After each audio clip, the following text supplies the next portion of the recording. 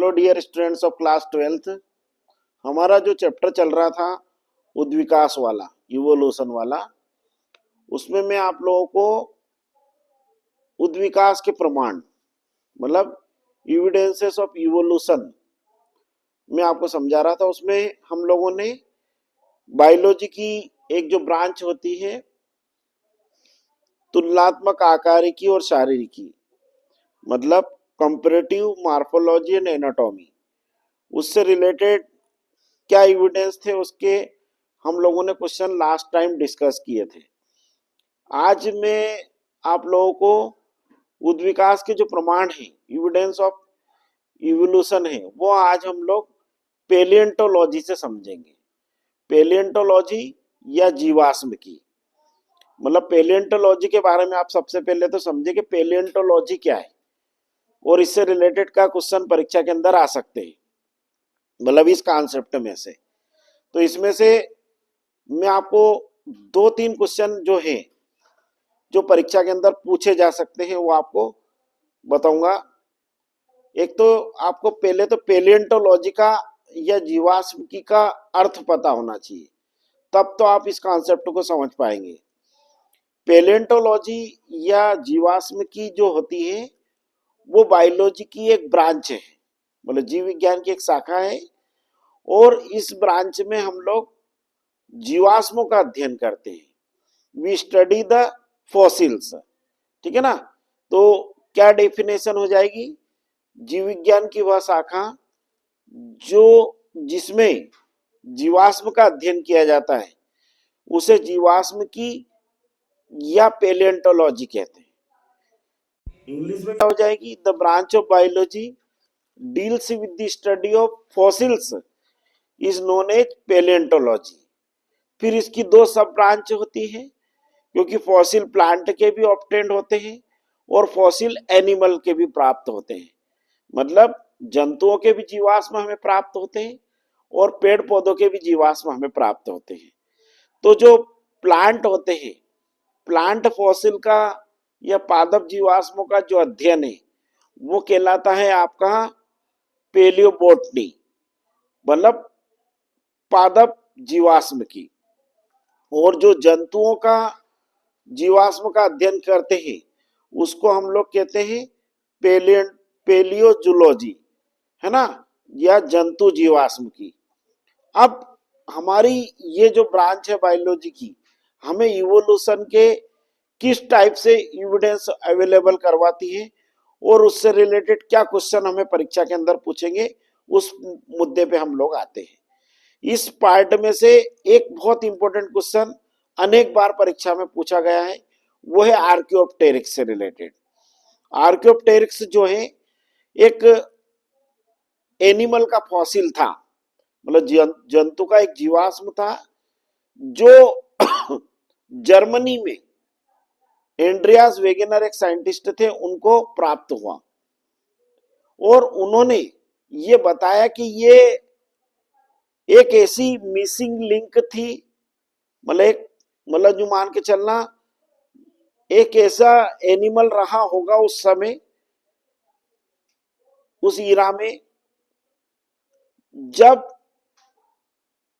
जंतुओं का इवोल्यूशन या evolution of animal taking place.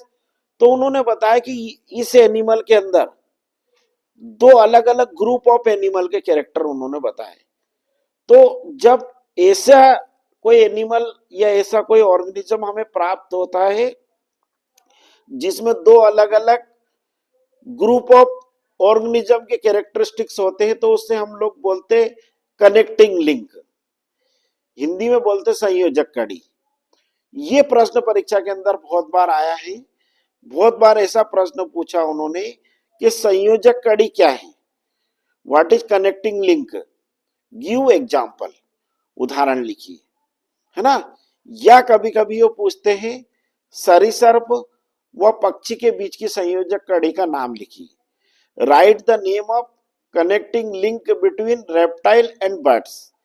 ये दोनों ही क्वेश्चन हमें इवोल्यूशन की प्रोसेस को समझने में भी हेल्प करते हैं और इस पार्ट से जिसको आज हम डिस्कस कर रहे हैं इसमें से क्वेश्चन पूछे जाते हैं।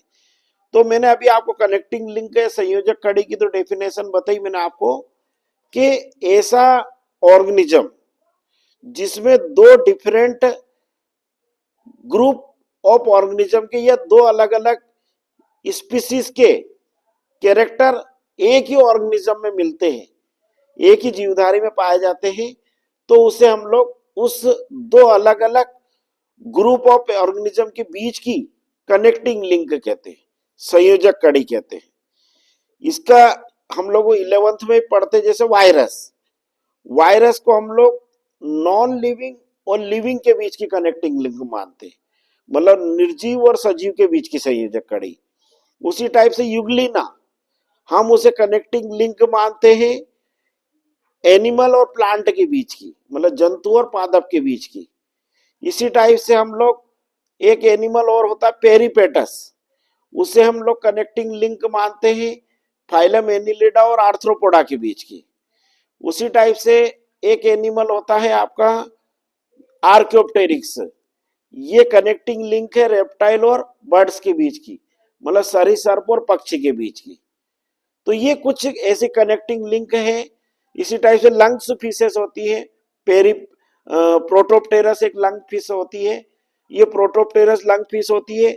It is a connecting link between fish and amphibia, मतलब मत्स्य और उभयचर के बीच की संयोजक कड़ी कहते हैं इसे। और ये जो है ये कनेक्टिंग लिंक क्या हमें एक्सप्लेन करती है कि जैसे आपको एक एग्जांपल, जैसे 12th की बात करते हैं हम लोग, तो 12th में आपका आर्क्योप्टेरिक्स पे ही फोकस करा है उन्होंने। तो उन्होंने बताया कि जो वो फॉसिल मिला, क्योंकि ये आर्क्योप्टेरिक्स लिविंग कंडीशन में मिला ही नहीं, इसका केवल हमें फॉसिल मिला, इसका हमें केवल कंकाल मिला, इसका जीवाश्म मिला। तो उन साइंटिस्ट ने बताया कि ये एनिमल ऐसा रहा होगा। तो उन्होंने बताया कि इस एनिमल के अंदर टेल थी, मतलब पूंछ थी, है ना, मतलब पूंछ कौन से एनिमल के अंदर कैरेक्टरिस्टिक है, रेप्टाइल्स। फिर उन्होंने बताया कि इसका जो स्केलेटन था, इसका जो कंकाल था, वो मोर और लेस रेप्टाइल्स की तरफ, इसके जो जोस थे, इसके जबड़े थे, वो जबड़े भी आपके सरीसृपों की तरह थे, मतलब रेप्टाइल्स की तरह थे। फिर उन्होंने बताया इसमें चोंच थी, और चोंच की या बीक किसका कैरेक्टरिस्टिक्स होता है, बर्ड्स का। आज हम देखते हैं जितने भी प्रेजेंट डे में बर्ड्स होते हैं, उनके सबके अंदर उनका जो माउथ वाला पार्ट रहता है उसमें बीक रहती है, चोंच रहती है, जिसके द्वारा वो फीडिंग करते हैं। और उनकी जो बीक रहती है बर्ड्स की, प्रेजेंट डे बर्ड्स की, उसमें दांत भी नहीं होते, द बीक्स विदाउट टीथ, मतलब चोंच होती, चोंच दंत विहीन होती है। ऐसा ही कैरेक्टरिस्टिक्स इसके अंदर आर्क्योप्टेरिक्स में उनने देखा। और इसकी जो एक इसका जो एंडोस्केलेटन था, इसका जो अंतःकंकाल था, उसमें वी शेप्ड, अंग्रेजी के लेटर की वी जैसा एक बोन जैसी स्ट्रक्चर उनको दिखी, जिसको उन्होंने फर्कुला नाम दिया। और फर्कुला बोन जो होती है, it is a characteristic feature of birds, मतलब ये पक्षियों का चारित्रिक लक्षण है। इन सब कैरेक्टरिस्टिक्स के आधार पर हम बता सकते हैं कि जो आर्क्योप्टेरिक्स हैं वो आर्क्योप्टेरिक्स सरीसृप और पक्षी के बीच की संयोजक कड़ी है, मतलब it is a connecting link between reptile and birds. Why it's so, क्यों है ये, क्योंकि इस ऑर्गेनिज्म के अंदर दोनों के कैरेक्टर थे, रेप्टाइल्स के भी थे और बर्ड्स के भी थे। इससे क्या बात प्रूफ होती है, इससे ये बात प्रूफ होती है कि पक्षियों का उद्विकास सरीसृप से हुआ है, मतलब बर्ड्स ओरिजिनेटेड या इवोल्यूटेड फ्रॉम रेप्टाइल्स। ठीक है ना। जब हम एक एंसेस्ट्रल हिस्ट्री बनाते हैं वर्टिब्रेट एनिमल की इवोल्यूशन की, तो सबसे पहले आपके निम्न श्रेणी के कार्डेट्स आए होंगे, जिनको हम लोग प्रोटोकार्डेट्स कहते हैं। फिर आपके सिफेलोकार्डेट्स आए हैं, फिर यूरोकार्डेट आए हैं, फिर हेमिकार्डेट आए हैं। हेमिकार्डेट मतलब बेलेनोग्लॉसस, उस कैटेगरी का एक ही मात्र एनिमल है, ठीक है ना। फिर उसके बाद इनसे हमारे वर्टिब्रेट एनिमल आए। वर्टिब्रेट एनिमल की दो सुपर क्लास है, एक है आपकी पाइसिस मत्स्य, और एक है टेट्रापोडा। पाइसिस में सारी फिशेस आ जाती जो इस अर्थ के ऊपर जली पारिस्थितिक तंत्र या एक्वेटिक इकोसिस्टम के अंदर पाई जाती है। और टेट्रापोडा की 4 से ऊपर 4 क्लासेस है आपकी है, एम्फीबियंस, रेप्टाइल, बर्ड्स और मैमल्स, मतलब उभयचर, सरीसृप, पक्षी और स्तनी, ठीक है ना। तो ये जो है आपका, ये क्या बात प्रूव करता है कि ये हमें इवोल्यूशन की प्रोसेस को समझने में हेल्प करती है आपका आर्कियोप्टेरिक्स। और आर्कियोप्टेरिक्स का हमें नॉलेज कहां से मिला? हमें नॉलेज मिला इसका पेलियंटोलॉजी से, मतलब जीवाश्मकी से। इससे क्या बात प्रूफ होती है कि पेलियंटोलॉजी मतलब जीव विज्ञान की ये शाखा जो है हमें उद्विकास की प्रोसेस को समझने में या उद्विकास का हमें प्रमाण उपलब्ध कराती है। It provides a strong evidence to understand the process of evolution, ठीक है ना। तो ये परीक्षा के अंदर क्वेश्चन दोनों आते हैं परीक्षा के अंदर कि संयोजक कड़ी क्या है, उदाहरण लिखिए ठीक है ना। या फिर कभी कभी ये क्वेश्चन आता है फिल इन द ब्लैंक में आता है, वन वर्ड में आता है, फिल इन द ब्लैंक में छोड़ देते हैं वो और ये लिख देते हैं सरीसृप व पक्षी के बीच की संयोजक कड़ी है, connecting link between reptile and birds. तो उसमें आपको आर्कियोप्टेरिक्स आपको फिल इन द ब्लैंक में भरना है, ठीक है ना। और यदि वन वर्ड में पूछेंगे तो वन वर्ड में ये पूछेंगे वो सरीसृप तथा पक्षी के बीच की संयोजक कड़ी का नाम लिखिए, write the name of connecting link between reptile and birds, ठीक है ना।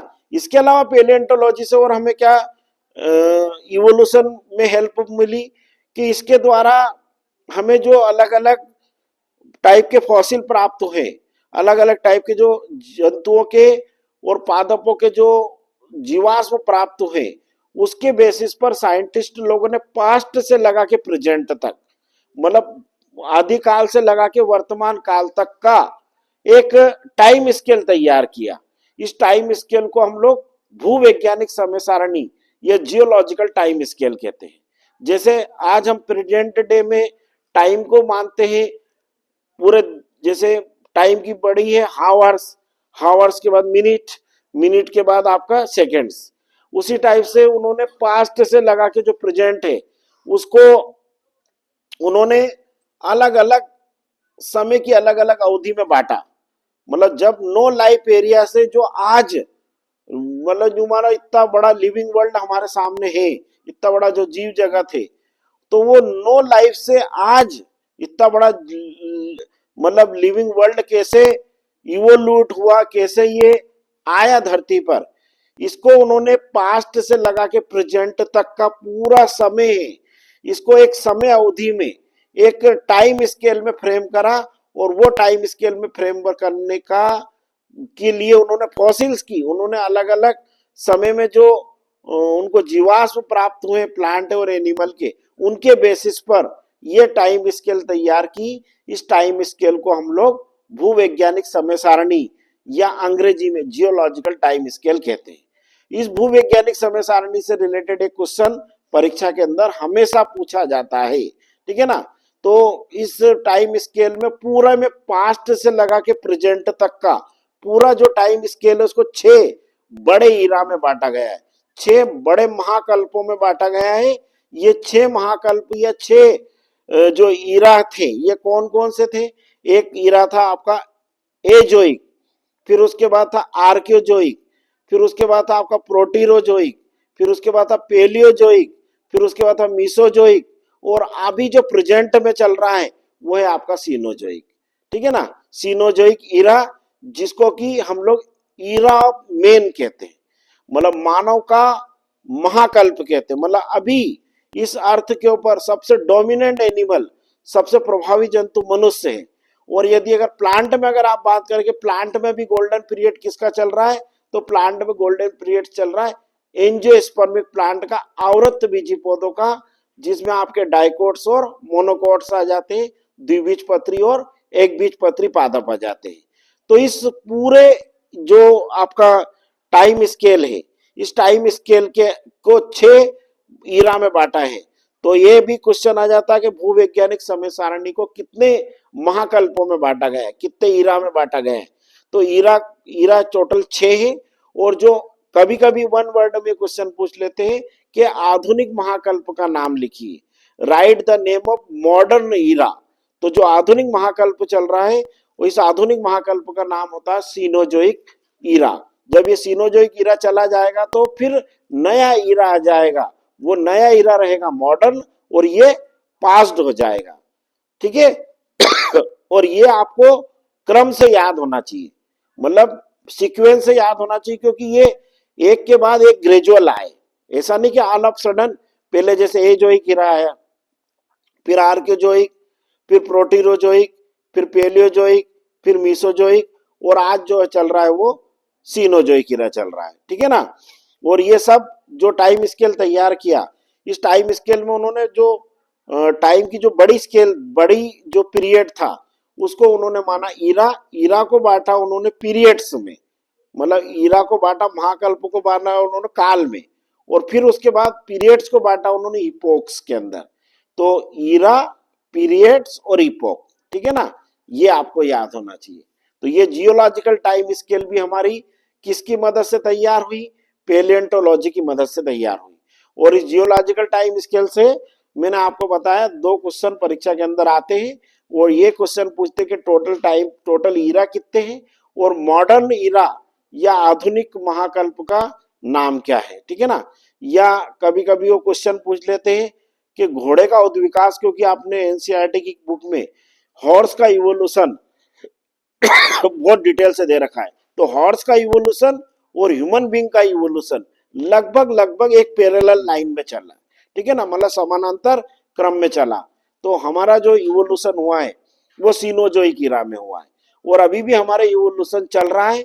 और एक ऐसा समय आएगा जब हमारे अंदर कुछ नए कैरेक्टर आ जाएंगे, और हम में से ह्यूमन बीइंग से कोई का एक नई मॉडर्न स्पीसीज बनेगी, और उसका फिर नया नाम आ जाएगा। ठीक है ना। जैसे हम लोग जब इवोल्यूशन की बात करते हैं तो आज की कंडीशन में जैसे हम हैं वैसे हम पहले नहीं थे। हमारे जो एंसेस्टर थे, हमारे एंसेस्टर में सबसे क्लोजेस्ट एंसेस्टर या क्लोजेस्ट जो हमारा पूर्वज है वो निएंडरथल मैन है। निएंडरथल, क्रोमैग्नन है ना, और जावा, पेकिंग मैन, ये सब हमारे मतलब क्लोजेस्ट मतलब एंसेस्टर है। क्रोमैग्नन, निएंडरथल, है ना, समझ में आया कि नहीं। तो ये जो हमारे एंसेस्टर थे, ये एंसेस्टर जो थे, ये हमारे जो पूर्वज थे, इसके पहले इंसान जो था ना वो टेट्रापोड, आज भी टेट्रापोडा सुपर क्लास में ही है हमारा क्लासिफिकेशन।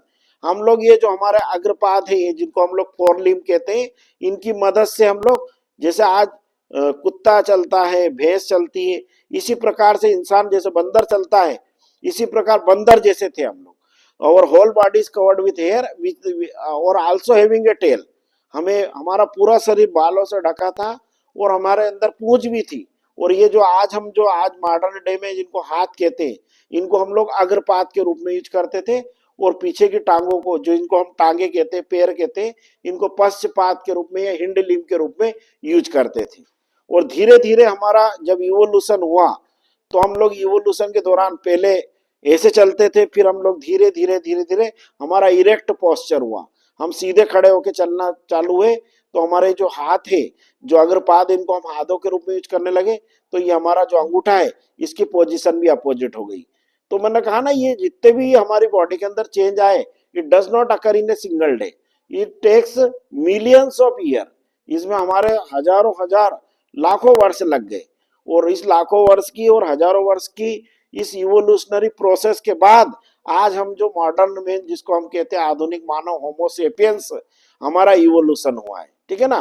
और इवोल्यूशन मैंने जब आपको जिस दिन ये चैप्टर स्टार्ट करा था उसी दिन बताया था, evolution is a slow but continuous process, मतलब उद्विकास धीमी परंतु सतत प्रक्रिया है, और ये निरंतर चलने वाली प्रोसेस है। ठीक है ना।